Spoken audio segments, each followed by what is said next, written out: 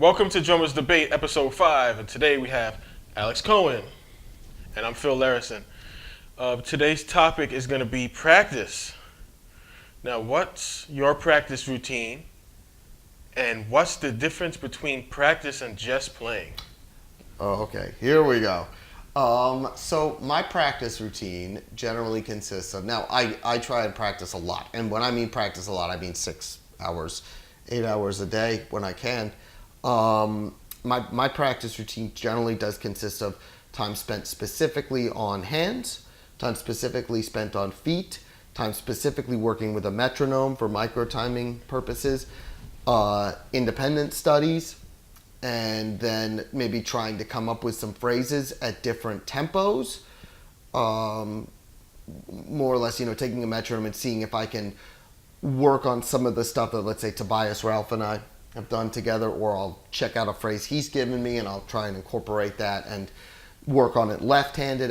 Everything I do right-handed, I will always do left-handed, and then I'll put it to a left-handed kit. So you work all the different facets of your brain as well. I believe in a very complete practice routine, and I think that gets results. Granted, it's grueling, it's very hard, and you want to bash your head into a wall a lot of the time, but I do believe that that's the best way to improve. I agree. A lot of people think that saying they're going to go up and practice is just playing the drums, though. A lot of people get up, they play the drums, and they're not challenging themselves. They're just playing things that they know how to do already. That's called noodling. That's... I know a lot of people do that, and they're just playing what they know how to do. And you know what? You're getting better at what you know how to do. That's great. You're already good at that. Real practice, and you should sound bad. You should sound like you can't play. And I make it a point that I sound like an amateur a lot of the time when I practice, because if I'm working out a new independence pattern, or I'm working out some exercise, or I'm trying to microanalyze something that I'm not happy with, you're not going to sound like you're ripping. You're going to sound like you're really working on something, or breaking down a phrase and breaking down an exercise, or really trying to compare two rates, especially when it's with polyrhythms. A lot of the time that's just slow and painstaking. So that's the difference between really practicing and then just playing. And I think they're both important. I mean, you should play and express your ideas and develop new ideas. I do think you should do that some of the time, but I think that there's also a good portion of the time should be spent really practicing. I agree. I know a guy who I used to thought was a good drummer growing up, but every time he would go behind the drum set, he would do the same exact beat. And it was like that's all he knew. And that's all he did. So he never advanced. Now, I have a question for you. Say, for example, in a practice routine, I have a really, really weak left hand, right? Mm-hmm. My doubles in my right hand super blazing fast. My left hand, it's like bouncing. It's natural for a righty, or if you're a lefty, sometimes your my left right hand is, my left side is trash, So, if I'm going, if I'm playing drums and I want to practice specifically developing my left hand, and I'm playing double stroke rolls all over the drum set, do you think that's something that'll help me develop my left hand? Well, I think that what you would want to do is focus specifically on why your left double is weaker. So what I would normally do I'd say if you feel like it's just bouncing, accent the second note of the double, where you're really pronouncing the second note, da-da. So it would really be like a proper double stroke roll, like someone like Virgil Donati or Thomas Lang does, where they talk about that exercise. The next thing I would do is lead with your left hand. But your left hand can physically do what your right hand can do. You got two hands. It's just your brain, this is your recessive side. And so your brain needs to be told, no, your left hand can actually match your right. And it takes a lot of time. And I know for me, one of the things that I worked on a lot with this type of stuff was movement, basing the throw of the stick, how my hand was moving, how close my elbows were to my body as far as I was doing that, how much power I could get out of, Just your wrist. the wrist versus the arm than where the stroke came, because the stroke actually generates at your waist. So you're honestly using your back. You're using all the, So there was a lot of that where I would think about that. And that's another thing that can really help is understanding the body mechanics and how you can utilize the rebound of the stick as well as your own sort of natural motion to help, generate, I should say, more facility and more control. Right. And would you recommend, well, I know I would recommend, but just want your opinion, practicing to a metronome and building up speed when you're comfortable? Very good. That is 100% correct. Right. And I think that with control comes speed, not the other way around. I agree, 100%. 100%. Yeah. And that's, I think, a misconception is when you see a lot of people now who have these fast twitch muscles develop, but when you tell them, especially with double bass, you have a lot of guys that have fast twitch developed, and then you tell them anywhere from 140 to 190, and it's a wreck. And the reason is they don't have the slow twitch or long twitch muscles developed, and that's just an issue I've seen from people who just want speed.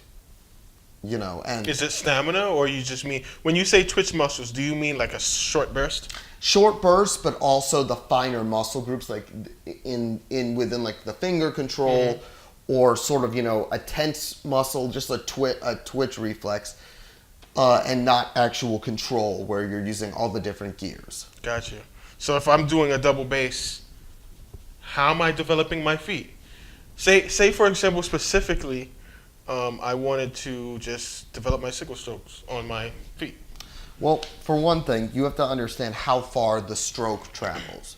So the double bass stroke actually originates in your lower back, if you feel the entire length of the stroke. So you have to consider how many different gears there are within the stroke. Same thing with your arm. It originates, you have your shoulder, upper arm, forearm, wrist, fingers. Your legs are the same way. You've got your whole leg, you've got your thigh, your quad, you've got down below your knee to your ankle, and then your ankle itself moves on its own. If you can develop that playing heel down, or just you can use the swivel technique that you've seen guys use. And it's more about, you've got to start slow, develop your stroke, and then start to feel how to narrow the motion down and take advantage of the finer muscle groups that you gradually learn to control. And can you develop those single strokes? Like, anybody could play a single stroke this slow and be very powerful on each stroke. But can you hit a high BPM and be as powerful? There are people who can do it, yes. That's very difficult. How do you know how to develop that, or? I wish I could do it.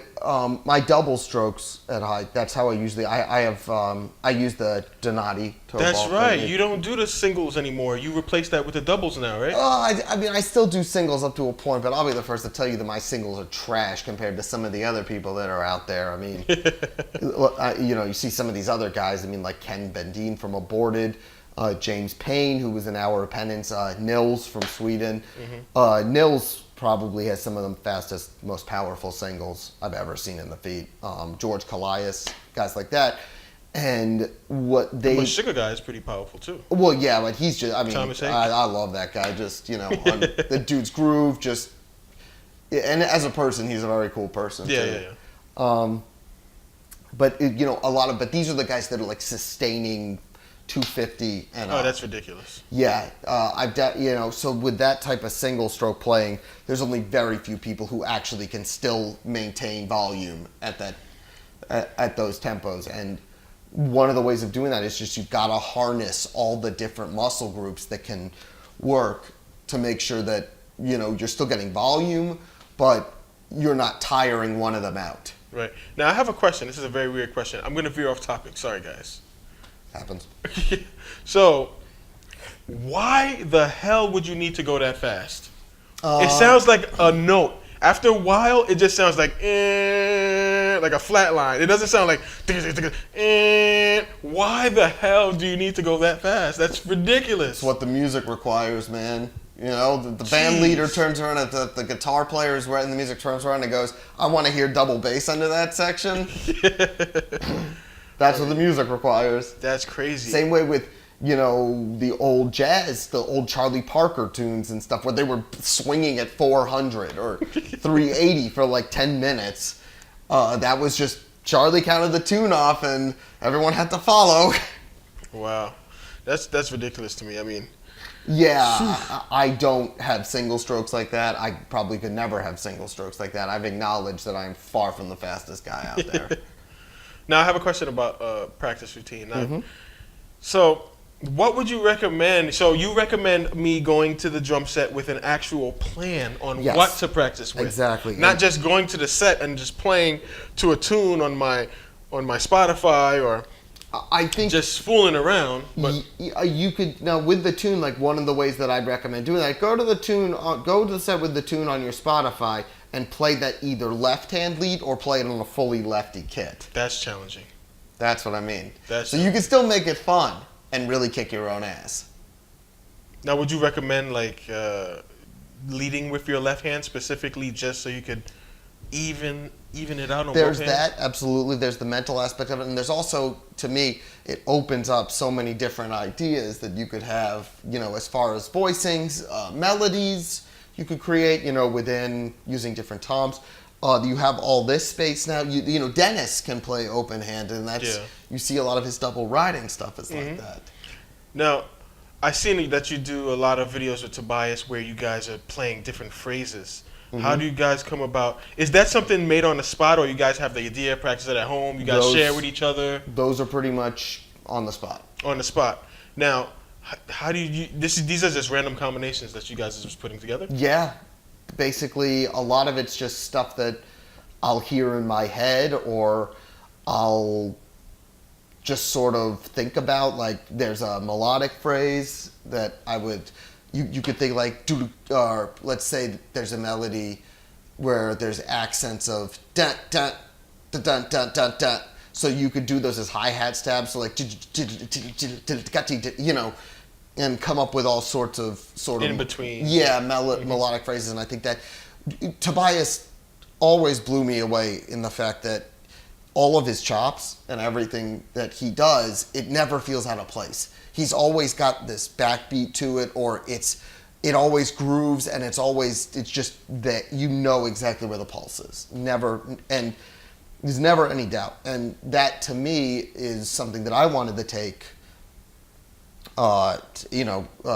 Certainly something that I took influence from, and when we're together like that, we're trying to make sure that it still maintains that sense of groove and of musicality, and I think that that's the fun part for us, and why I think of a lot of that stuff just on my own time, and I don't necessarily figure it out beforehand, but I'll go in like, okay, you know, maybe we'll try this, and then we'll come up with an idea, and then see how see how he responds to it or how I respond to it. That's awesome.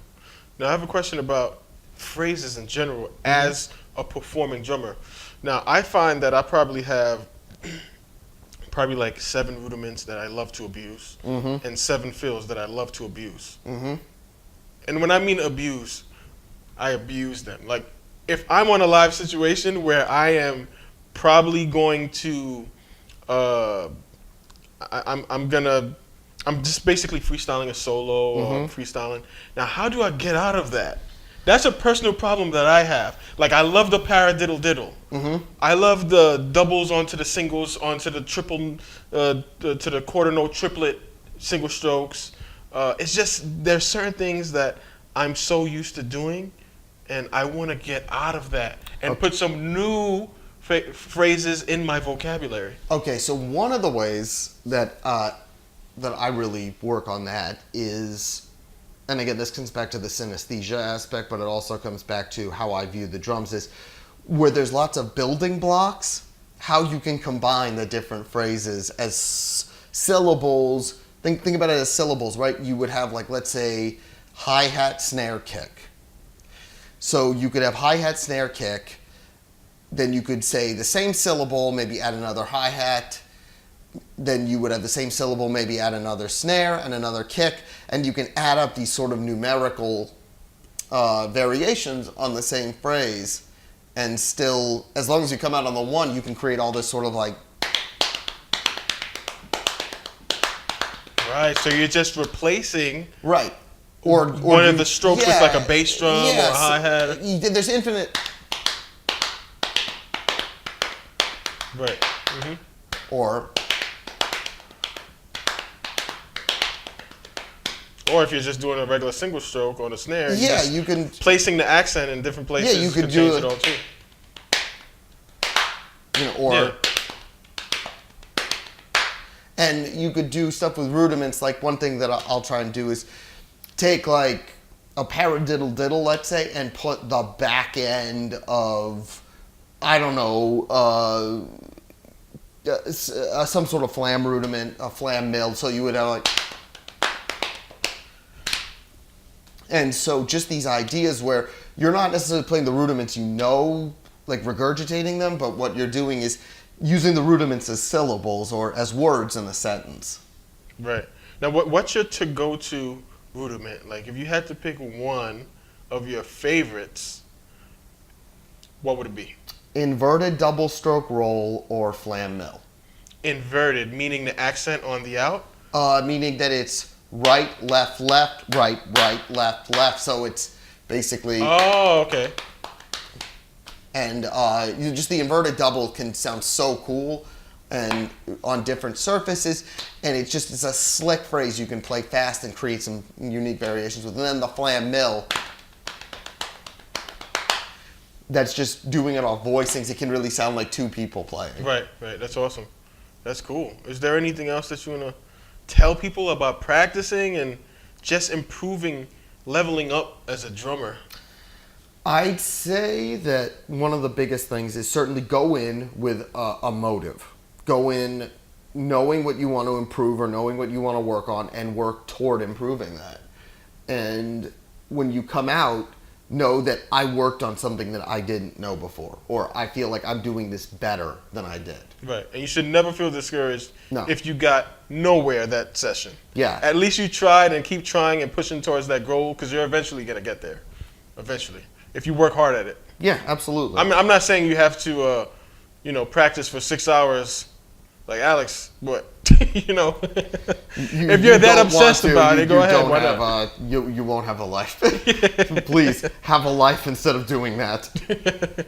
Awesome. I really appreciate this again, Alex. Oh, my pleasure. It's always a pleasure talking to you. I learned so much from you. It's really, I appreciate that, man. really Thank great. you. Not only that, but I'm learning a lot from you. I appreciate that. Thank you, man. Yeah, definitely. Thank you guys so much for tuning in to Drummers Debate Episode 5 with Alex Cohen and myself, Phil Larison. See you guys later. Take care.